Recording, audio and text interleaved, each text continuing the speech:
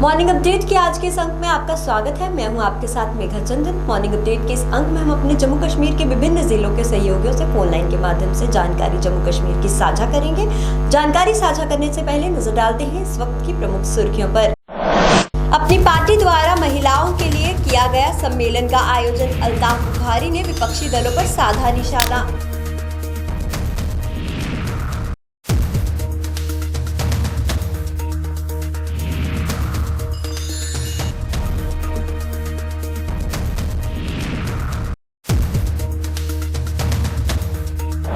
Bahujan Samaj party की OBC भाईचारा committee द्वारा मनाया गया आरक्षण दिवस। एससी, एसटी तथा ओबीसी समाज को आरक्षण दिलवाने के लिए छत्रपति साहू जी महाराज को किया याद।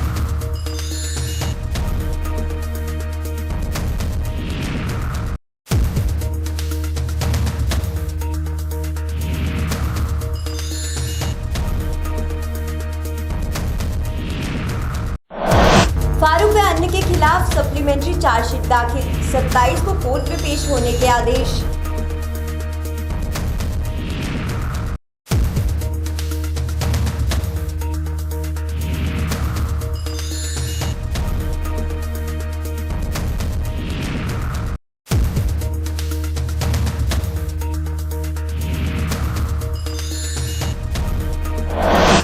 श्रीनगर में कांग्रेस ने ईडी और राहुल गांधी की नजरबंदी के खिलाफ सत्याग्रह का किया आयोजन, भाजपा पर साधा निशाना।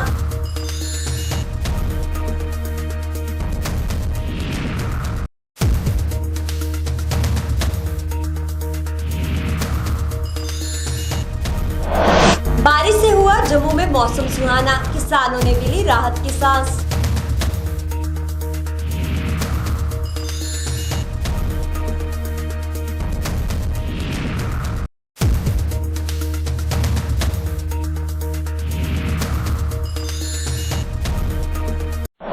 तो ये थी हमारी आज की प्रमुख सुर्खियां। अब हम सीधे चलते हैं अपने सहयोगी फिरदौस इलाही के पास, जो हमारे साथ घाटी की जानकारी जो है वो फोन लाइन के माध्यम से साझा करेंगे। तो गुड मॉर्निंग फिरदौस। गुड मॉर्निंग जी, हमारा पहला सवाल आपसे ये रहेगा, जिस तरफ फारूक और अन्य के खिलाफ सप्लीमेंट्री चार्जशीट जो है वो दाखिल कर ली गई है और 27 को उन्हें कोर्ट में जो पेश होने के आदेश दिए गए हैं, इस पर आप क्या जानकारी साझा करेंगे हमारे साथ? जी देखिए, कहीं एक बार जो है फारूक अब्दुल्ला, महबूबा मुफ्ती, उमर अब्दुल्ला को इवन की महबूबा मुफ्ती की माता श्री जो है उनको भी ईडी की तरफ से बुलावा भेजा गया था। लेकिन आज चार्जशीट जो है फिर से एक बार फारूक अब्दुल्ला के मनी लॉन्ड्रिंग केस में फिर से दायर की गई है और उसमें एनफोर्समेंट डायरेक्टरेट ईडी की तरफ से ये चार्जशीट जो है, जो फॉर्मर चीफ मिनिस्टर और प्रेजेंट एमपी है यहाँ पर फारूक अब्दुल्ला, वहाँ पर ये मनी लॉन्ड्रिंग केस जो है उसके रिलेटेड यहाँ पर जो फाइनेंशियल रेगुलेटरी हुई है उसके चलते यहाँ पर क्रिकेट एसोसिएशन का स्कैम जो था और ईडी ने उनको तलब किया था और उसमें यहाँ पर 31 मई को लास्ट टाइम जो है फारूक अब्दुल्ला यहाँ पर पेश हुए थे। उसके बाद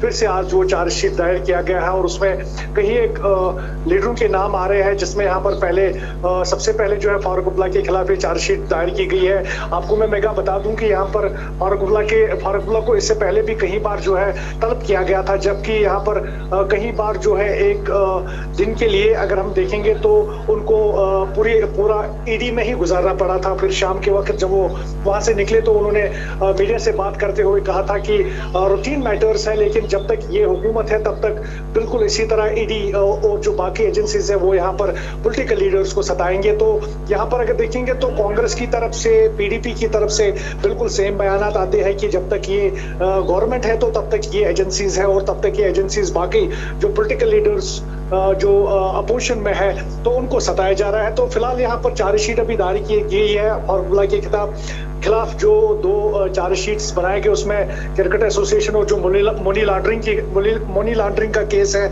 उसमें वो चार्जशीट में बताया गया है। अब आने वाले दिनों में ही पता चलेगा कि चार्जशीट में और क्या क्या लिखा गया था। लेकिन यहाँ पर अभी देखेंगे कि फारूक अब्दुल्ला को कब तलब होगा यहाँ पर एनफोर्समेंट डायरेक्टरेट के ऑफिस में। लेकिन फिलहाल यहाँ पर अभी जिस तरह से खबर आ रही है कि फारूक अब्दुल्ला के खिलाफ ये चार्जशीट जो है दायर की गई है मनी लॉन्ड्रिंग केस में। और यहाँ पर अगर देखेंगे तो पीपुल्स डेमोक्रेटिक पार्टी के जो सरबराह महबूबा मुफ्ती है उसको भी कई बार तलब किया गया है। यहाँ पर उमर अब्दुल्ला साहब को और जो पीडीपी के सरबराह उनकी माताश्री जो है उनको भी यहाँ पर ईडी ने तलब किया गया था। और यहाँ पर उसी के चलते जो है कांग्रेस ने भी कुछ ईडी पर कहीं एक इल्जाम आयद किए हैं। लेकिन फिलहाल यहाँ पर फारूक अब्दुल्ला की बात चल रही है तो फारूक अब्दुल्ला को फिलहाल ये चार्जशीट दायर किया गया है। जी मेगा।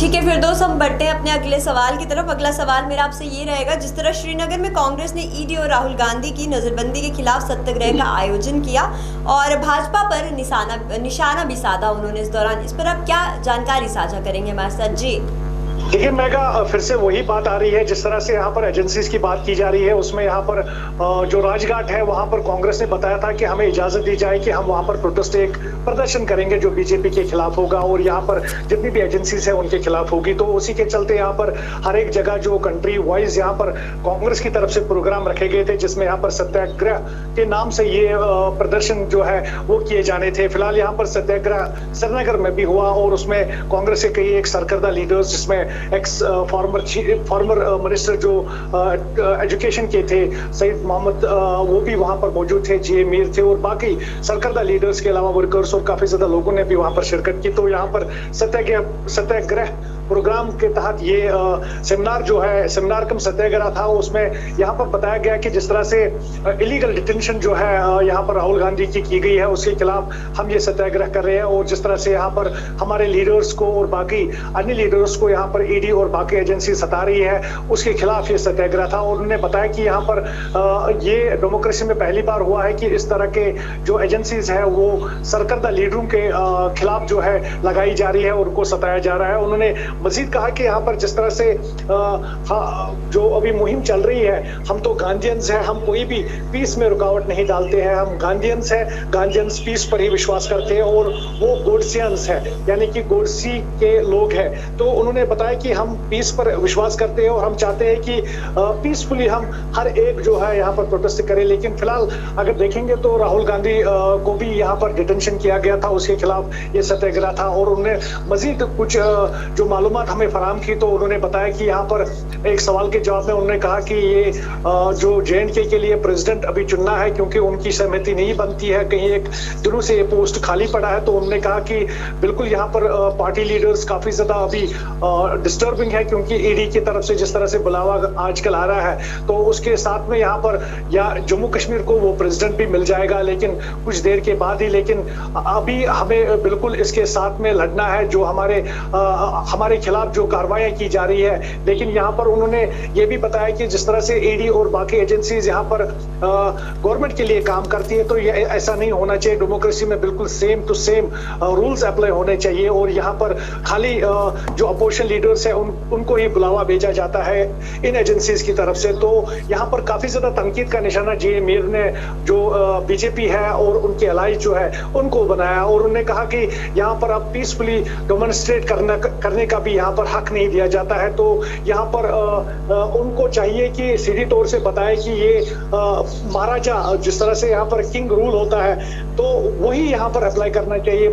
ये नहीं होना चाहिए कि आज उसको कल इसको और परसों किसी और को सताया जाए इन एजेंसीज के थ्रू। तो राजघाट पर उनको प्रोटेस्ट करना था लेकिन करने नहीं दिया गया, उसके खिलाफ यहाँ पर श्रीनगर में भी वो सत्याग्रह आज हमने देखा। जी मेगा। जी अगले सवाल की तरफ बढ़ते हैं। अपनी पार्टी द्वारा महिलाओं के लिए जो है वो सम्मेलन का आयोजन किया, इस दौरान जो है अल्ताफ बुखारी ने विपक्षी दलों पर निशाना भी साधा, इस पर आप क्या जानकारी साझा करेंगे हमारे साथ? बिल्कुल मेगा, अगर हम बात करेंगे यहाँ पर जब से इलेक्शन और डिलिमिटेशन प्रोसेस की बात चली है, अगरचे यहाँ पर डिलिमिटेशन प्रोसेस जो है खत्म हुई है और उसमें यहाँ पर फिर बाद में बताया गया था कि इलेक्शन जो है by the end of this year first month of या initial stage of next year जो है वो यहाँ पर मुनक्किद कराए जाएंगे। तब से लेकर आज तक जो है कहीं हमने जो सेमिनार्स या हमने देखे कि रैलीज यहाँ पर काफी ज्यादा निकाली जा रही है। उसी के संदर्भ में यहाँ पर एक रैली जो वुमेन्स रैली थी यहाँ पर अपनी पार्टी की तरफ से यहाँ पर लाल चौक से बिल्कुल SKICC तक वो निकाली गई। अगरचे यहाँ पर काफी तादाद में औरतों ने इसमें शमूलियत की, ताहम अल्ताफ बुखारी के साथ जब हमने बात की तो उन्होंने बताया कि ये पहल है यहाँ पर इलेक्शंस की और ये रुकने वाला नहीं है। अपनी पार्टी जो है यहाँ पर काफी ज्यादा पॉपुलर होती जा रही है और उन्होंने बताया कि यहाँ पर जिस तरह से ये सेमिनार हमने देखा कि पहले पहली तर्ज का ये सेमिनार है यहाँ पर जो मुनक़िद किया गया है। आज तक इतना बड़ा सेमिनार वुमेन्स का किसी ने भी नहीं किया है। तो ऑन साइडलाइंस ऑफ दिस जो ये सेमिनार हुआ तो उसमें अल्ताफ बुखारी ने मजीद कहा कि जिस तरह से यहाँ पर कुछ दिनों पहले ताज मोहिद्दीन जो फॉर्मर मिनिस्टर भी रह चुके हैं कांग्रेस में, तो उन्होंने तनकीद का निशाना यहाँ पर अल्ताफ बुखारी को बनाया था। उसमें इंजीनियर रशीद को लेकर काफी ज्यादा छेड़छाड़ भी हुई थी या बातों की जंग भी हुई थी। तो उसमें उन्होंने बताया कि वो मेरे फादर के जैसे है और वो मेरे फादर की उम्र के है, तो मैं उसके लिए कोई भी टिप्पणी नहीं करना चाहता। तो उन्होंने बात को टालते हुए और साथ में ये भी बताया कि जिस तरह से हमारे जो स्टेट सब्जेक्ट्स है वो छीने गए, मैं उसको रेस्टोर करूंगा हमारी अगर हुकूमत आती है। तो यहाँ पर अभी जिस तरह से हुकूमत की जा रही है तो उसमें काफी ज्यादा यहाँ पर लोग जो है सफर कर रहे हैं। उन्होंने एक सवाल के जवाब में ये भी कहा कि वो कौन लोग थे जिनको हमने एब्रोगेशन के बाद यहाँ पर प्रिजन से निकाला, यानी कि जेल से उनको रिहाई दी गई। वो अल्ताफ बुखारी था जिसने यहाँ पर तमाम जो प्रिजनर्स, पॉलिटिकल प्रिजनर्स थे उनको रिहा कराया। तो उन्होंने कहीं एक बातों का खुलासा किया, लेकिन जो खास मुद्दों पर उन्होंने बात किया, एक तो जो ताज मोहिद्दीन है जो कांग्रेस के सरकर्दा लीडर है उनको तनकीद का निशाना बनाते हुए उन्होंने कहा कि वो काफी ज्यादा उम्र रसीदा है, तो मैं उनकी कोई भी बात का बुरा नहीं मानूंगा। लेकिन यहाँ पर अगर देखेंगे तो कांग्रेस ने भी उनको तनकीद का निशाना कुछ दिनों पहले बनाया था, जिसमें इंजीनियर रशीद साहब को लेकर यहाँ पर बताया कि यहाँ पर जिस तरह से अपनी पार्टी के सरबराह जो अल्ताफ बुखारी है वो चाहते हैं कि इंजीनियर रशीद को रिहा किया जाए ताकि वो अपनी पार्टी में ज्वाइन कर सके या बीजेपी के लिए काम कर सके। लेकिन वही अल्ताफ बुखारी ने इस हवा को भी साफ करते हुए कहा कि मैंने हर एक जो प्रिजनर है यहाँ पर पॉलिटिकल प्रिजनर है उनके लिए बोला है, उसी के चलते मैं यहाँ पर इंजीनियर रशीद साहब की रिहाई का भी मुतालबा करता हूँ। और यहाँ पर अगर after abrogation of 370 and 35A यहाँ पर तमाम जो पुराने रूल्स थे वो खत्म किए गए थे। उसमें स्टेट सब्जेक्ट जो जम्मू कश्मीर का अपना हुआ करता था वो भी नलिफाई किया गया है। और उसमें अल्ताफ बुखारी ने कहा कि हुकूमत जब भी हमारी आती है तो पहली तरजीह जो है वो यहाँ पर स्टेट सब्जेक्ट हम फिर से रेस्टोर करेंगे।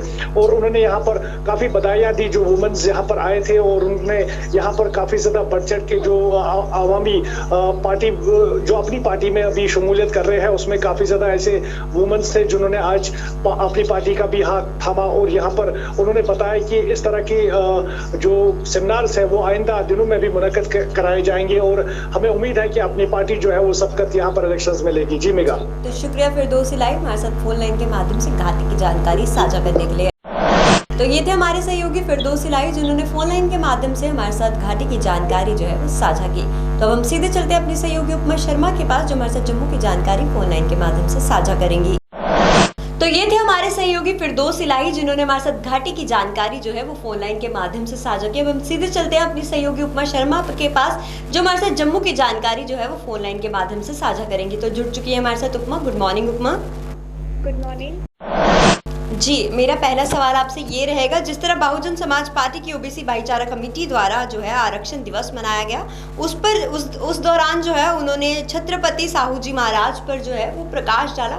उन्होंने उनके लिए क्या क्या किया है, इसके बारे में आप हमारे साथ विस्तार से जानकारी साझा कीजिए। जी, बहुजन समाज पार्टी जम्मू कश्मीर की इकाई ओबीसी भाईचारा द्वारा कल जम्मू में आरक्षण दिवस मनाया गया। काफी धूमधाम से दिवस को मनाया गया और इसमें काफी संख्या में जो लोग थे वो शामिल हुए। इस दौरान सरनजीत सरकोत्रा जो वाइस प्रेसिडेंट है बहुजन समाज पार्टी के वो मौजूद रहे। जस्टिस राणा जो सेक्रेटरी है वो मौजूद रहे और जिला प्रधान जो है तरसीम लाल वो भी इस मौके पर मौजूद रहे, जिन्होंने ये जो आरक्षण दिवस था इसको मनाया। और आपको बता दूं कि इस पूरे जो समारोह की अध्यक्षता है वो SR मजोत्रा ने की, जो कि प्रदेश अध्यक्ष है बहुजन समाज पार्टी के। इसके अलावा पूर्व सांसद डॉक्टर अवतार सिंह करीमपुरी और जो थे वो इसमें मुख्य अतिथि रहे और भी कई गणमान्य लोग इस दौरान मौजूद रहे।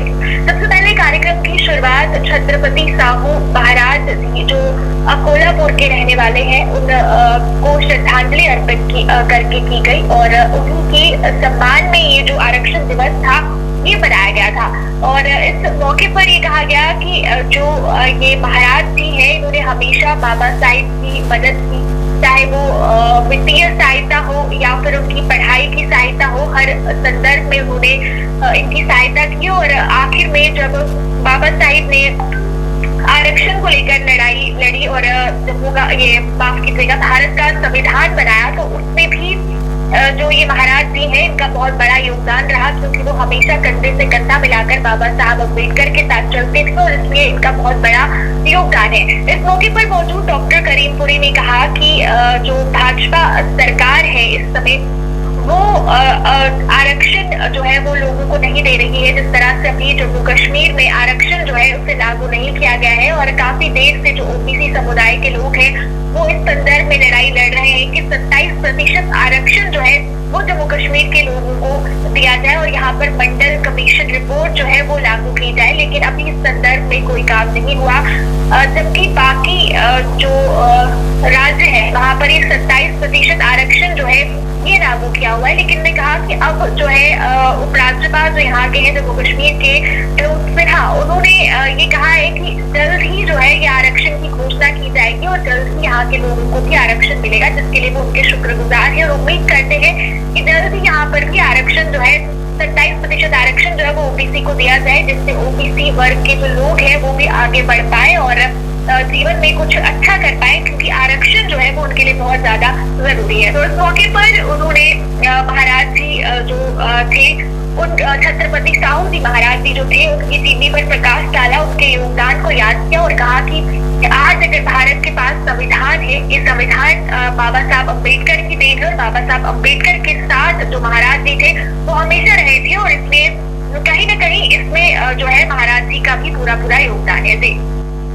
जी, अगले सवाल की तरफ हम आपसे बढ़ते हैं। जिस तरह जम्मू में जो है खास करके बहुत दिन से जो बारिश है वो लगातार हो रही है, लोगों ने जो है राहत की सांस ली है और वहीं किसानों में भी इसकी खुशी जो है वो देखने को मिल रही है। इस पर आप क्या जानकारी साझा करेंगी हमारे साथ? जी, पिछले कुछ दिनों से लगातार जम्मू में बारिश हो रही है, जिससे मौसम सुहाना बना हुआ है, तापमान में गिरावट आई है और उमस में भी कमी दर्ज की गई है, जिसकी वजह से लोग बेहद खुश हैं और उम्मीद जता रहे हैं कि आगे भी जो मौसम है वो उसी तरह से सुहाना बना रहे। कल भी जम्मू में हल्की बूंदाबांदी जारी थी और आज सुबह से भी जम्मू में हल्की बूंदाबांदी हो रही है, जिससे मौसम काफी ज्यादा सुहाना हो गया है। इसी को लेकर लोग बहुत खुश हैं और यही उम्मीद कर रहे हैं कि आगे भी तापमान ऐसा ही रहे। वहीं अगर किसान वर्ग की बात करें तो किसान भी इस समय बेहद खुश हैं और खुशी मना रहे हैं कि बारिश जो है समय पर हो रही है, जिससे उनकी फसलों को भी काफी फायदा होगा और वो इसको लेकर बहुत ज्यादा खुश हैं। जी, शुक्रिया उपमा, हमारे साथ जम्मू की जानकारी जो है वो फोन लाइन के माध्यम से साझा करने के लिए। तो ये थी हमारी सहयोगी उपमा शर्मा, जिन्होंने हमारे साथ फोन लाइन के माध्यम से जम्मू की जानकारी साझा की। आज के मॉर्निंग अपडेट में इतना ही। देखते रहिए JKC न्यूज़। धन्यवाद।